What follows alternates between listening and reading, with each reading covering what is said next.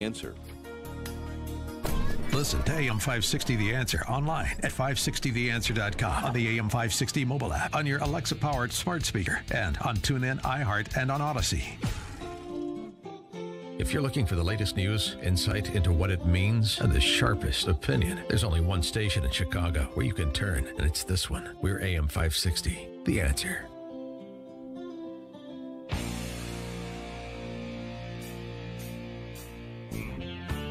Top of the morning, Dan and Amy, on this anniversary of the rioting that occurred at the Capitol on January 6th. There's a lot of talk about saving our democracy, preserving our democracy. You're hearing from both Biden and Harris today. And I got to tell you, I watched Biden during the break here, and he still thinks that Officer Sitnik, and he's still claiming that Officer Sitnik died a day after the riots because of what happened. How is he lying to American people like that? We know what caused his death. He had a stroke the day after. He did not get hit in the head with a fire extinguisher. They're just, perpetuating these lies, and I can't even watch it anymore. And the D.C. Press Corps is making a lot of noise over this Washington Post, University of Maryland poll, which finds that 34% of Americans believe violence can be justified against the government.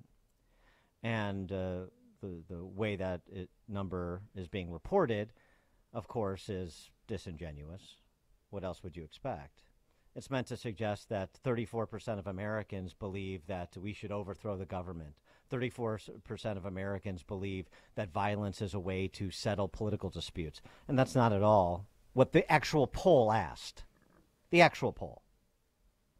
The actual poll asked, do you, quote, do you think it is ever justified for citizens to take violent action against the government, or is it never justified? It wasn't a question about January 6th, whether January 6th was justified. Oh. And you understand, if you've listened to the show, our position from January 7th of last year forward, which there was no justification for the violence that occurred, the rioting that occurred, the lawlessness that occurred. But the question, do you think it is ever justified for citizens to take violent action against the government, or is it never justified? Well, to say that it's never justified is to misunderstand the founding of the country. It's also to misunderstand what Americans are saying. If you look into, I should say, the polling a little bit more deeply, as David Harsanyi did over at National Review, participants were asked to provide instances where violence against the state would be justified. Government violates or takes away rights or freedoms / oppresses people. Government no longer a democracy becomes a dictatorship. Coup, military takes over. Government violates Constitution. Government abuses power / tyranny. Government is violent against citizens / safety is at risk. So there was no indication from those surveyed consistent with the perception that is being promulgated by the D.C. Press Corps, recklessly inciting people, gaslighting people, really, to believe that our democracy is imperiled in perpetuity by those few hundred people on January 6th of last year who broke the law, unless we pass the Democrat Socialist legislative agenda in D.C., like federalizing elections. Unless we do Patriot Act 2.0, or I guess at this point 3.0, in response to what happened last year, which is exactly what Benny Thompson, the chairman of the House January 6th Commission, has suggested will be one of the part of the work product of this commission. In addition, of course, to keeping open-minded the possibility of a criminal referral to the Justice Department on President Trump or others, which exceeds their constitutional power, speaking of the Constitution. For more on this topic of extremism and what imperils our democracy, perhaps it's those who spend so much time talking about how they're going to save it for us. We're pleased to be joined by Robert Pape, professor of poli-sci at the University of Chicago, specializing in international security affairs, and director of the Chicago Project on Security and Threats. Professor Pape, thanks for joining us. Appreciate it. Oh, sure. Thanks for having me on. What about that? I know you've done your own independent survey work, but what about that Washington Post survey and how it is being misunderstood because of the misreporting. So what's happening, I think your listeners are picking up that they ask very broad questions and unrealistic questions, like, are Nazis going to take over the government? So when you ask those kind of broad questions or unrealistic questions, you leave it open to a wide range of interpretation. Right. And so you can interpret it one way, your listeners can interpret another, the headline writer of the post can interpret it a different way. And that's why when you do surveys in general, you want to ask much more precise questions, and that is what we've done at the University of Chicago. So we've conducted multiple nationally representative surveys, and we found that the equivalent of 21 million adults, that's 8% of all adults, agree on two beliefs. One is that Joe Biden is an illegitimate president, and two, that the use of force to restore Donald Trump to the presidency is justified. Mm-hmm. Now, those are, we've done them multiple times. We've increased the N, we've stress tested this. And the fact of the matter is what we see in our summer and our fall surveys is really powerful evidence that there is a continuing, ongoing insurrectionist movement in the United States. 2 million of those 21 million report having attended a protest in the last 12 months. So this isn't just a set of latent beliefs. This group is active. 4 million have prior military service. 8 million of the 21 million own guns. This is 6 million of the 21 million support militia groups like the Oath Keepers or extremist groups like the Proud Boys. 1 million are either a member of those groups or know someone who is. So what we're seeing is a disturbingly large and dangerous and active insurrectionist movement in the country. And that's something we have to be very concerned about as we go forward. How does that compare with the survey research you did after the 2016 election in terms of the number of people who thought Donald Trump was an illegitimate president and the number of people who participated in protests against Donald Trump and what that means in terms of the level of violent extremism of an insurrectionist movement that was afoot after 2016 when Hillary Clinton said that Vladimir Putin defeated her. And they had a huge protest on the Capitol. Remember that? Hundreds of thousands of people showed up. Yeah, so the number one things to say is the difference is violence. So both with respect to what we see in the polls. So this isn't just saying Biden is illegitimate, which you could say, well, isn't that similar to what happened with Trump? Yes, absolutely. Take that point. But the difference is violence. Is violence justified to restore Trump to the presidency? That's a big deal. And, of course, when we talk about hundreds of thousands showing up to protest Trump's presidency, there's no storming of the Capitol. There's no breaking into the White House. There's no storming of the Supreme Court. There's no actually effort to stop President Trump from becoming president. What happened on January 6th was not just people sort of protesting or kind of walking, through the halls of Congress on some random day. This was an effort to prevent a transfer of power from one president to another. That is a really big deal. Yeah, except the FBI disagrees with you. Except there's no evidence. Professor. Why do you say that? Okay, why do I say that is because the FBI has said to this point they have no evidence of any conspiracy afoot. In point of fact, as the Wall Street Journal opined today, there apparently was a war room of motley characters at the Willard Hotel and a small group of plotters who wanted to storm the barricades, but they were too organized to do much more than incite what became the mob that breached the Capitol. And the Wall Street Journal is much more sanguine about the 1-6 Commission than I am. So that's what we understand. I'm not done yet. I'm sorry. I'm not done yet. Then you can respond. So you have 700 people out of the tens of thousands, hundreds of thousands that were there that broke the law, at least according to those who've been, by the numbers of people who've been arrested. The FBI finds no effective coordination. We have also all sorts of intel and police failures, as so described yesterday by the Capitol Police Chief in testimony before a Senate committee. And yet, and we also, all these protests or people that participated in protests or rallies over the last year since Biden's election, we have nothing akin to what happened on 1/6. And so explain to me this looming insurrection that's occurring with the evidence that we actually have in possession and the pronouncements from agencies that haven't exactly been particularly favorable to the former president, like the FBI. So the evidence comes from the testimony of the people who broke into the Capitol themselves. All of your listeners should go to the Twitter of Jenny Cudd, C-U-D-D. She's a woman. She owns a floral shop in Midland, Texas. She's the former candidate for mayor in Midland, Texas. And on her Twitter account to this day, at least as of just a few minutes ago, you'll see multiple posts that she did where she videos herself on the day of the insurrection and also afterwards, but explaining why she broke into the Capitol. She says directly it's to stop the certification of the Well, so what? election. So she's a for Joe crank. Biden. Well, So hold what? It. Well, hold it. I listen to you. Don't I get a chance to say Okay. something? Well, explain why this is. Give me the context of why this is important. This is one person. So what? Because well, no, there are hundreds. Yeah. Okay. There's hundreds of persons in a country of no, 330 million people. Give me context. Well, hold it. I mean, I did pause to let you finish, and so if I could just please finish.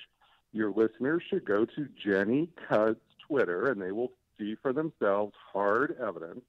They can also go to our website at the University of Chicago for CPOST, that is Chicago Project on Security and Threats, and we have a public website with all of the data, and they will see hundreds of statements by the court records that relate to the statements given by the people who broke in, many in their plea agreements when they're admitting their guilt. Yeah, and they're saying directly that they went because their president, Trump, told them to go and storm the Capitol. They went to stop the certification of the election, and you don't have to trust the FBI. You just listen to the people themselves. They're not being quiet about it. They're bragging about it. Right, and that's in the context of a plea agreement where they're trying to offload blame for the choices that they made. Give me a break. Not to mention they're trying to give prosecutors what they want over at Department of Justice for this bigger play that the 1/6 Commission is trying to advance as well. So you have to consider those contextual factors. Somebody's entering a plea agreement and they want to say, oh, I was duped and I'm sorry and so on and so forth. They are sentient, sapient beings. They made terrible choices. They're paying the consequences. I don't know how you extrapolate from that, particularly given that context, to say 21 million people or 6 million, or some subset of them, are afoot in the country planning to overthrow the government. How ridiculous. In addition to that, by the way, some people thought they could go to D.C. and stop the certification of the election. Well, so what? Some people were wrong. Some people have crazy ideas. Some people don't understand the Electoral Count Act, don't understand how our constitutional representative republic works. So what? That is miles away from the conclusions that you're drawing. Sir, I would be just simply ask your listeners not to trust me, not to trust you, not to trust the FBI, to, for themselves, do their own research and look at the court documents, which show picture after picture after picture of the individuals beating officers, hurting officers, and also saying over and over and over again why they went in. And there's no other explanation they give. So that's 700 people. So hold that's it. 700 people. Hold it. Oh, my. Sir, Come on. Sorry, just want to Well, you don't get to filibuster. Your like side wants to eliminate the filibuster. I'm going to eliminate it here. Okay. Oh, good. Thank you. So, yeah, I get it. And you're sawing sawdust. We're saying the same things. I don't support violence against police officers. The Trump supporters, by and large, maybe with the exception of a few on the fringe, don't support it either. And people who got whipped up and made terrible decisions to breach the Capitol or worse on January 6th, are being prosecuted under the law. So, number one, the election was certified. Number two, people who broke the law are being prosecuted. And number three, there's no other evidence you present other than your survey research and people attending protests, for goodness sakes, that you don't suggest were violent over the last year to substantiate this claim that there's this looming threat. And you dismiss out of hand the FBI, which is an antagonist organization towards these individuals, not to mention the former president, that finds no evidence of the sort of concerted effort that you're suggesting is afoot. But other than that, okay, sure. So I haven't dismissed anything you've said out of hand. I haven't dismissed the FBI out of hand. You said don't listen to the FBI. Well, I only got about 8 words in, so if I could have a few more words. I haven't dismissed anything you've said out of hand. I'm listening to you. I haven't dismissed anything the FBI has said out of hand. All I'm suggesting to your listeners is to go to the Chicago Project on Security and Threats website, and they can look for themselves at the evidence and make up their own mind. Fine. Go ahead. We want to listen. We want to listen to people. So I'm not in the business of trying to shout at you. I'm definitely glad to listen. Yeah, I don't care if it's room temperature. I don't care if your rhetoric is room temperature or it's up a few decibels. That's irrelevant. I'm listening to you, too. I watched your interview with Margaret Brennan. I've gone to your site. I suggest other people do the same to make their own opinions, to make their own judgments based on what you have in addition to the larger evidence. But I want to get to one other point that you made, because you suggest there's a racial component to this group that you've described as these 21 million insurrectionists afoot, and I want you to describe that. Yeah, so we also ask in our nationally representative survey questions about their beliefs, like are they worried about losing a job? Do they believe in the end times?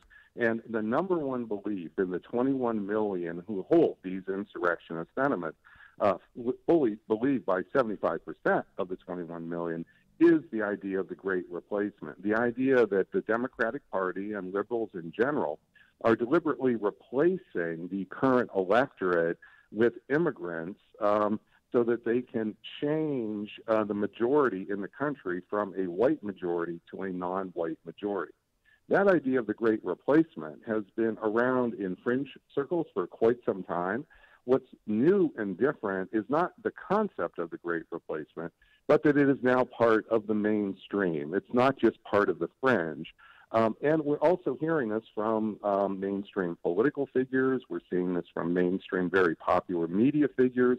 And so what we're seeing is a disturbingly large movement of an insurrectionist movement in the mainstream of America. And as we head into the 2022 election season, we have to see this is a tinderbox of an election season. We have a situation where we already have hold on a second. Election.